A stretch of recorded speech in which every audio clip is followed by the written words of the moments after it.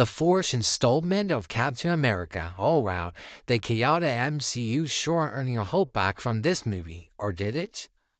I know we have gone through a lot with faithful TV series and movies, and for sure they do not connect together well. Captain America The Brave New World will carry the future MCU. Huh. All right, finally, Age. Not as big as Iron Man 1, but kinda equal. Unfortunately, the box office is going down by more than 80% as the script is wrote in. Is it an okay, decent movie or a terrible one? Let's talk about it. The plot, I think the most issue is Sidewinder. I feel like they added him for no reason. I'm like, their first battle, in fact, I love it a lot rather than the final battle. It really showed how brutal and inhuman he can be just for money. Wish we can get more out of him. The considerable issue about this movie is how it isn't about Sam. No matter the villain, the motive is all going to the Thunderbolt Ross. Some jokes around issues that the main character and the movie itself look like Incredible Hulk's movie sequel. What do you mean, no? I mean, this whole movie is trying to prove that Sam Wilson is the next Captain America, but it's not really showing it rather than just showing us about Hulk and Thunderbolt Ross and all that stuff, which makes it not really a Captain America movie. Sorry for the high hope fans. Okay, now on to the positive. I really like the action and the political thrill they brought in the movie. The first half was a leader planning his revenge really brought me to the Batman. The movie doesn't just bring Red Hulk to the stage by slowly reaching this point when Ross gets overraged, and the action sequences weren't good with Sam's new way of fighting, but we can still see some Steve shadow on him.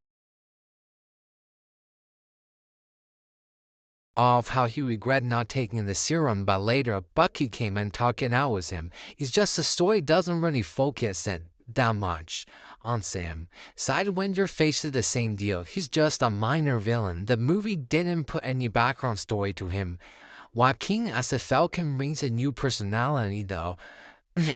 He got way less screen time, but we can still see how eager he is on becoming the Falcon. Isaiah as a character already introduced, the movie did kept his personality while showing trust he had on Sam.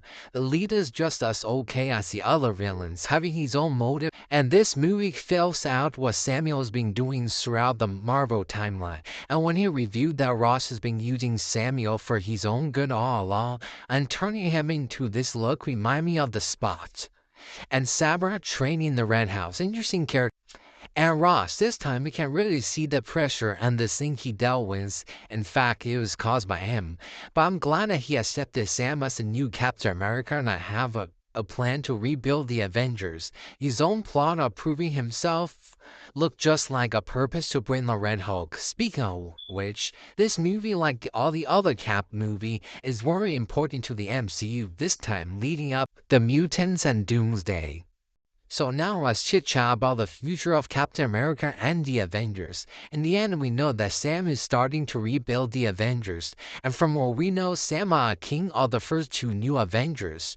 So what will happen in Secret War in the MCU, and what about the Avengers and the mutants? We know more or less about it right now, but eventually it'll be fun. We'll have a fun brainstorm based on the Secret War in the comic book, and there's actually two events of Secret War. One is the 1984 and 85 one, and followed by the 2015 Secret War comic. So in the original comics, the Avengers were strangely teleported, but the next thing they know is a big cross-multiverse rumble is happening. The Beyonder, like a powerful being, created battle worlds to see hero and villain slaughter each other, and the winner, well, gets what they desire. Well, common OG Battle Royale, so. The most notable thing is in this event, Spider-Man got in contact with Venom, which from what we know in the MCU, there is one drop of Venom left. So this might mean we'll see the Spider-Man return with a symbiote suit. It ends with the Beyonder being defeated and saved by Cap. A spin-off, if you would like to call, is about Beyonder's life in Earth, Star Wars. I kind of want to know. but he doesn't want to stay peace but to be more powerful until he's overthrown by the Molecule Man. Into the newer 2015 version we go, which I think is the most likely to be the plot for the MCU Secret War. Because in Doctor Strange 2 end credits, we last seen Doctor Strange going to deal with a collision of the multiverse, which happened too in this story. The newer version will get to see the Beyonder, which is a race throwing every multiverse a Molecule Man, which will let it explode, causing the whole multiverse collapse, and later revealed that Doom created a new world with his power. From this we know that Doom is going to be a major threat toward the fate of the whole multiverse. What triggered him is still a mystery in the MCU. For me, I think the mutants will eventually join 616 Earths, since Marvel now owns Fox.